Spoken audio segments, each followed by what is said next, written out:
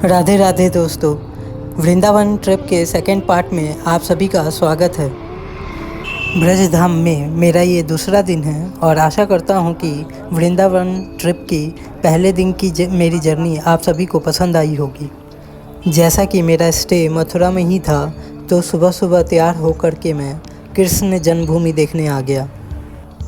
ब्रज धाम में आने के बाद ऐसा प्रतीत होता है मानो जैसे कि आपका मन इस दुनिया के मोह माया से विरक्त हो गया हो और आपका और ठाकुर जी का एक कनेक्शन बन गया हो।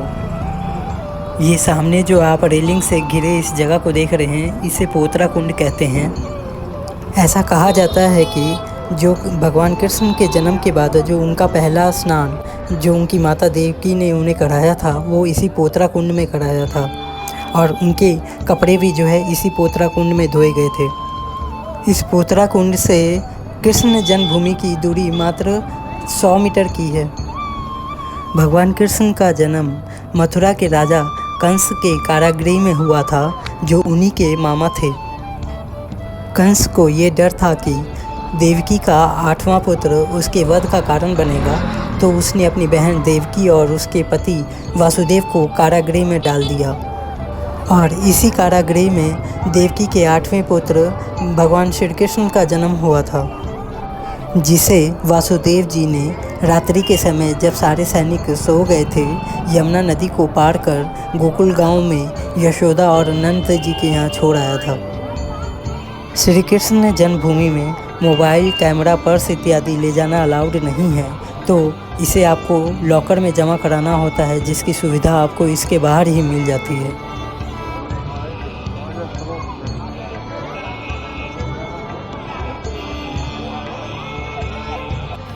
पूरे ब्रज धाम के बाज़ारों में आपको ऐसी सुंदर सुंदर और प्यारी प्यारी दुकानें देखने को मिल जाती हैं, जहां आपको राधा रानी और ठाकुर जी से संबंधित सारा सामान देखने को मिल जाता है।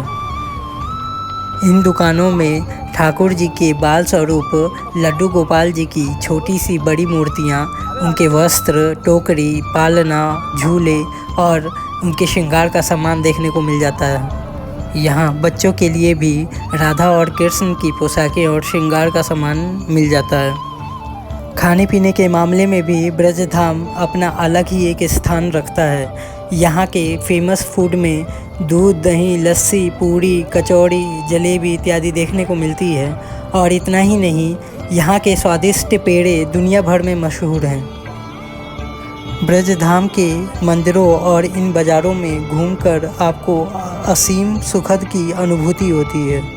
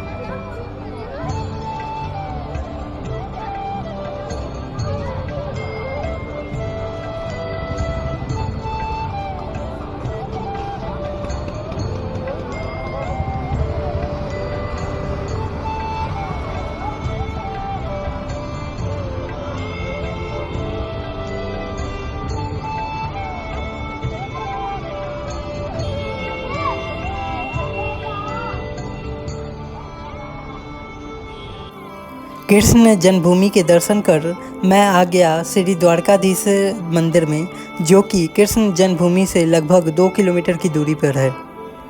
इस मंदिर की सुंदरता सभी को अपनी ओर आकर्षित करती है।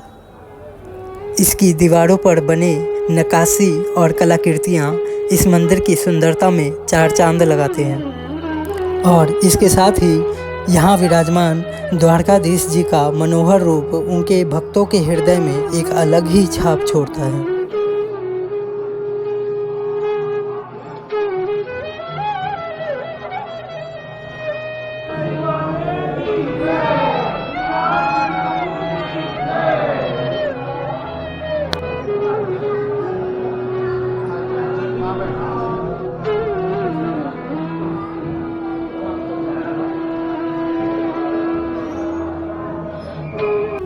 श्री द्वारकाधीश मंदिर से निकलकर अब हम चल दिए यमुना घाट की ओर।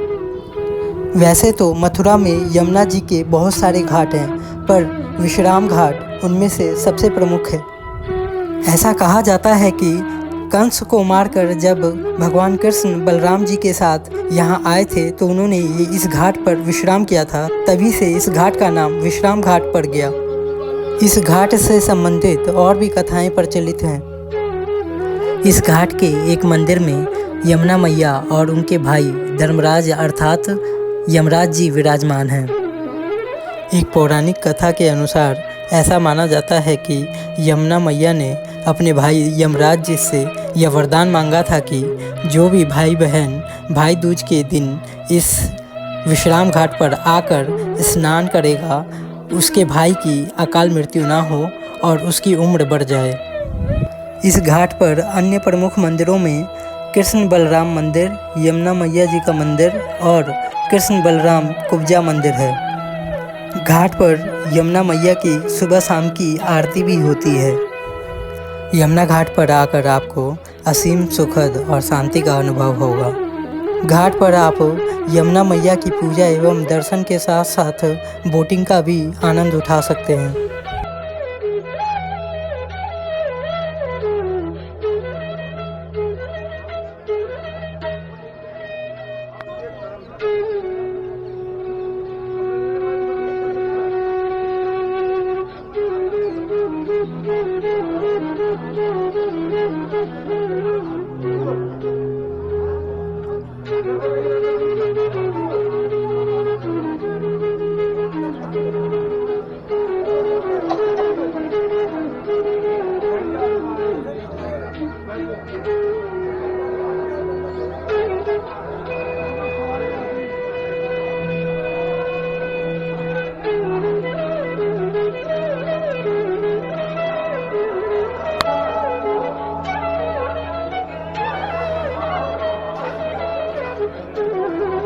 भंडार करो, यमुना जी की आरती होती है 5 आरती।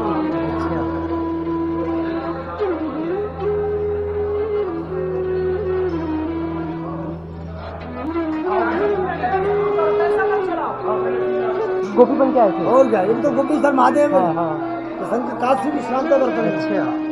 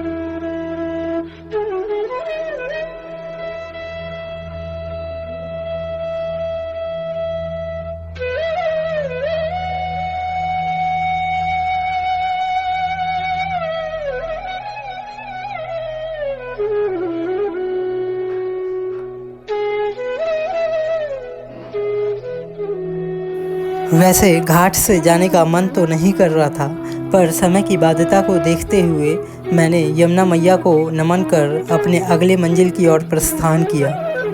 अंधेरा होना शुरू हो गया था तो मैं घाट से निकलकर वृंदावन के प्रेम मंदिर की ओर चल पड़ा।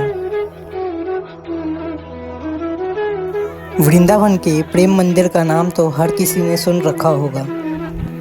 इस मंदिर की सुंदरता का वर्णन जितना किया जाए उतना कम है, या यूं कहें कि इसकी सुंदरता का वर्णन शब्दों में करना बहुत ही मुश्किल है।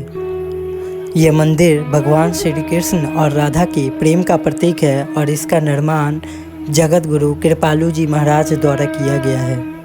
इस मंदिर का निर्माण कार्य लगभग 150 करोड़ की लागत के साथ 11 वर्षों में संपन्न हुआ था।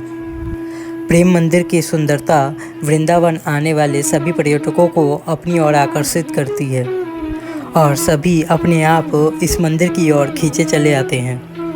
वाइट इटालियन संगमरमर से बना यह मंदिर जितना खूबसूरत दिन में नज़र आता है, उससे कहीं ज़्यादा इसकी खूबसूरती शाम को देखने को मिलती है। मंदिर की दीवारों पर लेज़र लाइट्स लगी हुई हैं जिसकी वजह से शाम में मंदिर की दीवारों पर अलग अलग रंग बिरंगे लाइट्स जलती हैं और इसकी खूबसूरती और भी बढ़ जाती है। ये मंदिर जितना अंदर से खूबसूरत है उतना ही बाहर से भी खूबसूरत है। मंदिर के बाहरी हिस्से में आपको बहुत सारी झांकियाँ देखने को मिलती है जिसमें कृष्ण जी की अलग अलग लीलाएं दर्शाई गई हैं।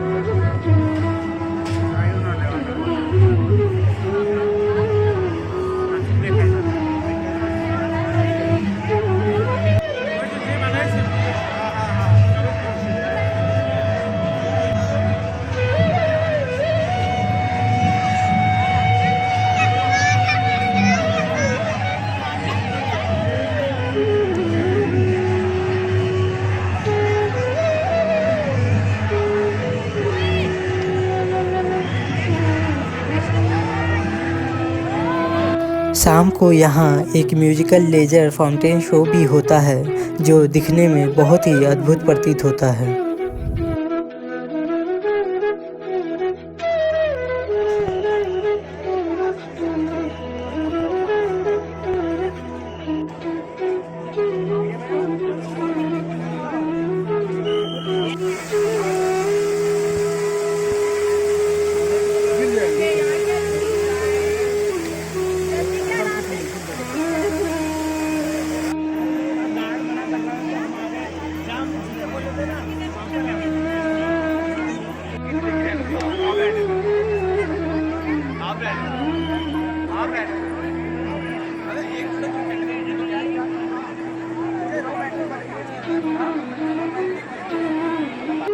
जो भी पर्यटक इस मंदिर में आता है वो इस मंदिर की सुंदर छवि को देख मंत्रमुग्ध हो जाता है।